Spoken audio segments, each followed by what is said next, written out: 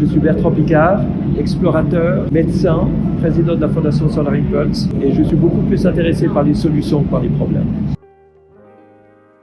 Alors, il faut bien comprendre que l'hydrogène, ce n'est pas une énergie qui est disponible dans la nature comme le solaire ou le vent. L'hydrogène, c'est un moyen de stocker de l'électricité. Donc ça peut être de l'électricité faite par le soleil, faite par le vent, mais si possible de manière renouvelable. Et puis on électrolyse de l'eau, donc on sépare l'eau en hydrogène et en oxygène pour prendre cet hydrogène. Ensuite, on peut repasser dans une pile à combustible et ça redonne de l'électricité et de l'eau. De la mettre dans un véhicule, un camion, peut-être une fois un avion.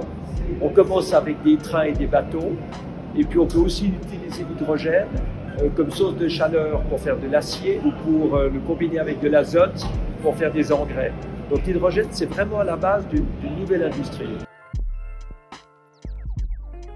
Moi, ce que je promeus, en fait, c'est l'efficience. L'efficience, c'est quand on obtient un meilleur résultat en consommant moins.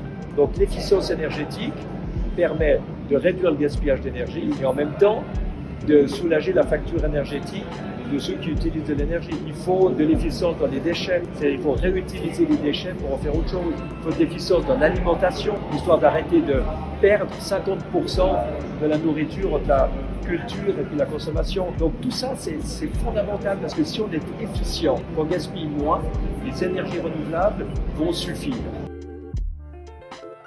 Le camion à hydrogène, il n'y a pas de bruit, il n'y a pas de pollution, vous avez des meilleures performances, vous avez la même autonomie qu'avec du diesel, mais vous ne polluez pas. Donc c'est clair que c'est quelque chose qui est extrêmement avantageux. Maintenant, il faut que la filière hydrogène se développe suffisamment pour qu'il y ait de l'hydrogène vert, donc de l'hydrogène propre, qui puisse être mis dans ces camions. Donc il faut que chacun fasse sa part. Vous savez, vous avez des sceptiques partout. Il y a des gens qui m'ont prouvé, preuve à l'appui, que Solar Impulse c'était impossible. Alors qu'on l'a fait. Il y a des gens qui ont prouvé aux frères Wright en 1903 qu'ils ne pourraient jamais voler avec un engin plus lourd que l'air, alors que tous les avions volent. Donc on voit que les sceptiques, ce n'est pas intéressant. Ce qu'il faut voir, c'est ceux qui amènent des solutions, qui arrivent à construire quelque chose de nouveau. C'est des pionniers, c'est des innovateurs. Ça, c'est intéressant.